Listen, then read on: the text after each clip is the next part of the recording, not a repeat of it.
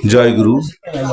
আমার গুরু হযরত খাজা হাসিবুল হক চিশতির চরণে ভক্তি রেখে আজকের 10ই মহরম মাওলা হুসাইন আলাইহিস সালামের সেই ঐতিহাসিক কারবালার ঘটনা কেন সংগঠিত হলো। এটা সংগঠিত হওয়ার তো একটা কারণ ছিল। তিনি যে নবী মুহাম্মদ সাল্লাল্লাহু আলাইহি সাল্লামের দহিত্র পুত্র, এটা কি বিশ্ববাসী জানতেন না?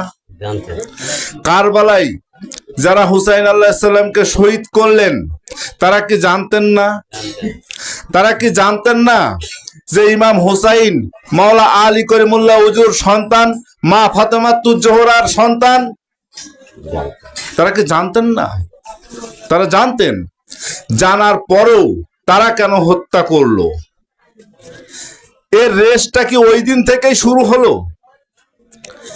এর রেশটা দেখেন পূর্ব থেকে হচ্ছেন। যখন নবী মুহাম্মদ সাল্লাল্লাহু আলাইহি সাল্লাম জীবিত ছিলেন তখন থেকে শুরু হচ্ছেন। সূরা ইউনূসের 15 নম্বর আয়াতে দেখেন আল্লাহ রাব্বুল আলামিন বলছেন যে যাহারা আমার সুস্পষ্ট আয়াত পাওয়ার পরেও আমার সাক্ষাতের আশা পোষণ করে না,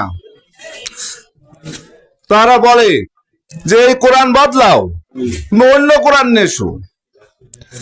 তাহলে নবী মুহাম্মদ সাল্লাল্লাহু আলাইহি সাল্লাম যখন জীবিত তখনই তো নবী মুহাম্মদ সাল্লাল্লাহু আলাইহি সাল্লামকে তো তারা বলছে যে মুহাম্মদ কোরআন বদলাও, শিগগির অন্য কোরআন নিয়ে এসো। এই শ্রেণীর লোকের সংখ্যা কম না বেশি? তৎকালীন সময়ে বেশি। যখন হুসাইন আলাইহিস সালামকে কারবালায় শহীদ করা হলো তখন কি কম ছিল না? তখনও বেশি ছিল। হুসাইন আলাইহিস সালামের এই ঐতিহাসিক দিনটা কেন, যে জায়গাটায় ওখানে বলছেন যে আল্লাহ রাব্বুল আলামিন বললেন যে আমার সাক্ষাৎ, তাহলে সাক্ষাৎ যদি হয় প্রভুর সাথে, তো আল্লাহর সাথে সাক্ষাৎ তো হবে, আল্লাহ নিজে বলছে। কিন্তু যখন এই কথা বলছে তখন তারা বলছে কি এই কোরআন বদলা, অন্য কোরআন নিয়ে এসো। কারণ আল্লাহর সাথে সাক্ষাৎ হওয়ার ওই রাস্তাটা কি ছিল? একটি মাত্র রাস্তা ছিল। সেই রাস্তাটা হচ্ছে সূরা আল ফাতির 10 নম্বর আয়াতে আল্লাহ রাব্বুল আলামিন যখন বললেন যে তোমরা যখন রসুলের কাছে যাও তখন রসুলের হাত আল্লাহর হাত। তা হাতটা যদি রসুলের মুহাম্মদ সাল্লাল্লাহু আলাইহি সাল্লামের হয় তা চেহারাটা কার হয়? আল্লাহর। পাটা কার হয়? আল্লাহর। তাহলে একজন মানুষ তৎকালীন সময় সাহাবারা আল্লাহর যদি সাক্ষাৎ পেতে চায় তাহলে কোন পদ্ধতিতে পাবে? সেই পদ্ধতিটা মাত্র ছিল মুহাম্মদ সাল্লাল্লাহু আলাইহি সাল্লাম রসুল। যখন আল্লাহ রসুলের ভিতরে বর্ত হচ্ছে, বর্ত হলে তো তখন এটা মুহাম্মদ রসুলের হাত আল্লাহর হাত হয়ে গেল। তো এইভাবে মুহাম্মদকে সরিয়ে ওইটা আল্লাহ যখন পরিপূর্ণভাবে বর্ত হলো একজন সাহাবার চোখে, তখন সেই সাহাবা কি করবে? সেজদা করবে না অন্য কিছু করবে? আল্লাহকে পেলে মানুষ কি করবে? সেজদা করবে। অনেকেই বলে যে সেজদা না করে অন্য কিছু হতে পারে। দেখেন সূরা রাদের 15 নম্বর আয়াতে একটা কথা আল্লাহ রাব্বুল আলামিন ঘোষণা করছেন যে আসমান জমিনের ভিতরে যা কিছু আছে ইচ্ছা অনিচ্ছায় সকাল সন্ধ্যায় আমার সেজদায় রত। তাহলে অনিচ্ছায় যারা থাকে তারাও সেজদা করে। তার কারণ কি? আল্লাহর পছন্দনীয় জিনিসটাই হচ্ছে সেজদা। এ ব্যতীত আর কোনো কিছু পবিত্র কোরআনের ভিতরে আর নাই যে আল্লাহ বলেনি যে এটা আমার পছন্দের ভিতরে।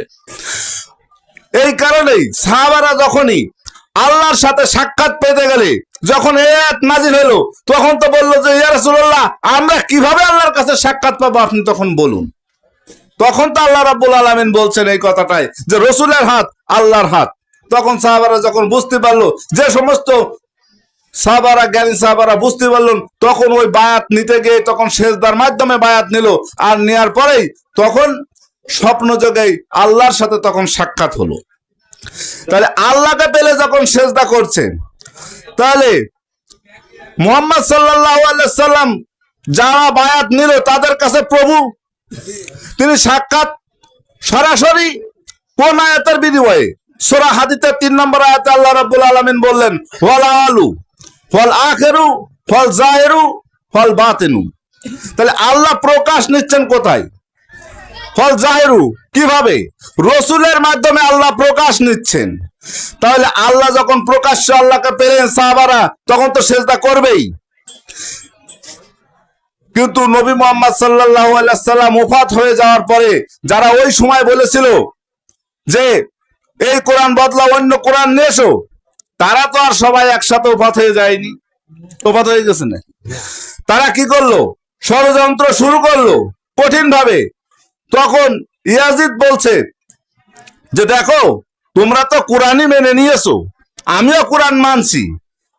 তো এই কোরআনের এই আয়াতে যে বলছে যে আল্লাহ মানুষকে তোমরা আল্লাহর মতো করে ভালোবেসো না, সূরা বাকারার 165 নম্বর আয়াতে।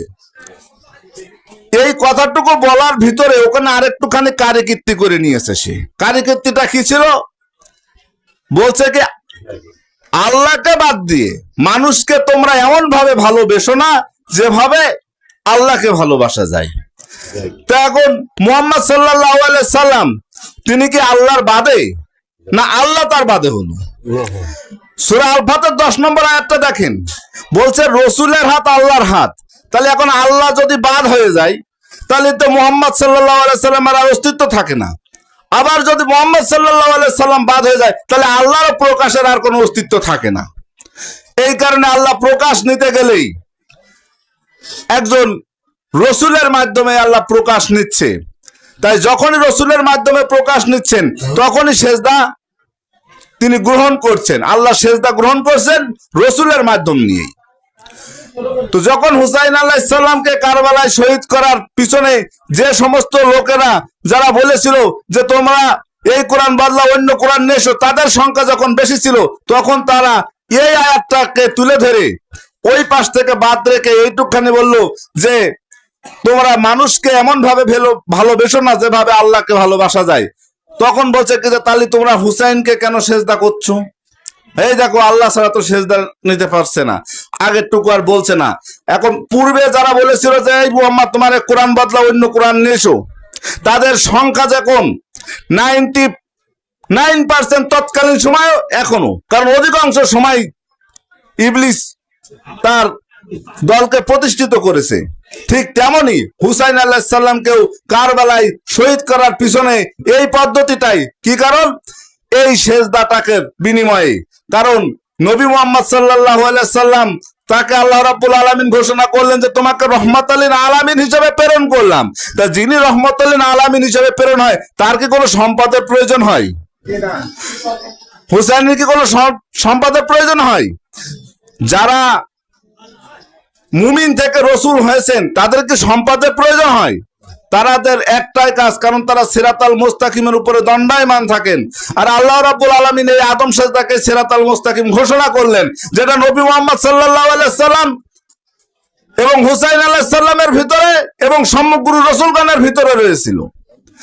এইটাকেই সম্পূর্ণ তৎকালীন সময়ে গর্তের ভিতরে পুঁতে ফেলার জন্যই সেদিনকার এই কারবালা ঘটানো হয়েছিল। কারণ সূরা বাকারার 87 নম্বর আয়াতে আল্লাহ রাব্বুল আলামিন বলছেন যে আমি মুসাকে অবশ্যই কিতাব দিয়েছি এবং তারপরে পর্যায়ক্রমে রসুলগণকে রেখেছি।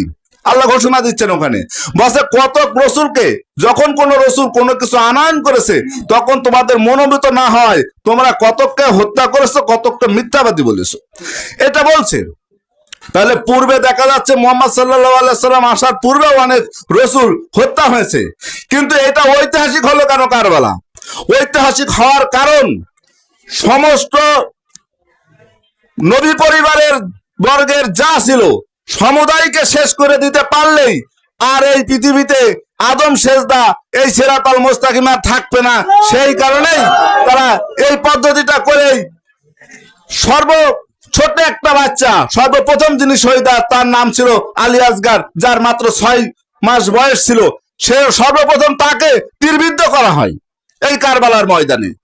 বাকি আস্তে আস্তে করে নবী পরিবারের যা ছিল সবাইকে ওই কারবালায় শেষ করে দেয়া হলো। কেন? যাতে আদম সেজদার প্রচলনটা আর না থাকে। কিন্তু আল্লাহ রাব্বুল আলামিন সূক্ষ্ম জ্ঞানী ও সুকৌশলী, তিনি জানতেন যে কি করে এই সিরাতালের মুস্তাকিমে পথটা কিয়ামত পর্যন্ত রাখা যাবে। সেই কারণে সূরা আল ইমরানের 164 নম্বর আয়াতে আল্লাহ রাব্বুল আলামিন বললেন যে আমি মুমিনদের প্রতি অনুগ্রহ করিয়াছি এবং তাহাদের মধ্যে হইতে আমি রসুল প্রেরণ করি যে আমার আয়াতসমূহ তেলাওয়াত করে তোমাদেরকে পবিত্র করে তোমাদের কিতাব ও হিকমত শিক্ষা দেয়, কারণ ইতিপূর্বে তোমরা ছিলে স্পষ্ট পথভ্রষ্ট। এই জায়গাটায় দেখেন যে পবিত্র করে আল্লাহ ছাড়া কেউ কিন্তু পবিত্র করতে পারে না। যখন আমরা দেখছি যে রসুল পবিত্র করে, কিন্তু রসুলকে আসলে পবিত্র করছে স্বয়ং আল্লাহ। যখনই আল্লাহর কাছে বায়াত, রসুলের কাছে বায়াত নিতে যাচ্ছেন, তখনই তো বলতে হচ্ছে যে এই রসুলের হাত আল্লাহর হাত। তাহলে আপনাকে পবিত্র করছে কে? স্বয়ং আল্লাহ। এই কারণেই আল্লাহর কাছ থেকে এই ইবলিস পবিত্র হওয়ার জন্য সমগ্র রসুল বা তৎকালীন সময়ে যে সমস্ত মুমিন থেকে রসুল হয়েছিলেন, তাদের কাছ থেকে ইবলিস দেখছে যে মানুষ পরিত্রাণ পেয়ে যাচ্ছে। সেই কারণে সেই কৌশলে ওই দিনকে নবী পরিবারের সমস্তকেই একসাথে মাটি চাপা দিয়ে দিলে এই আর থাকবে না আর এই সিরাতাল মুস্তাকিমের পথ। কারণ ইবলিস সূরা আরাফের 16 নম্বর আয়াতে দেখেন বলছে যে হে প্রভু, তোমার ওই সিরাতাল মুস্তাকিমের পথে আমি ওত পেতে বসে থাকবো।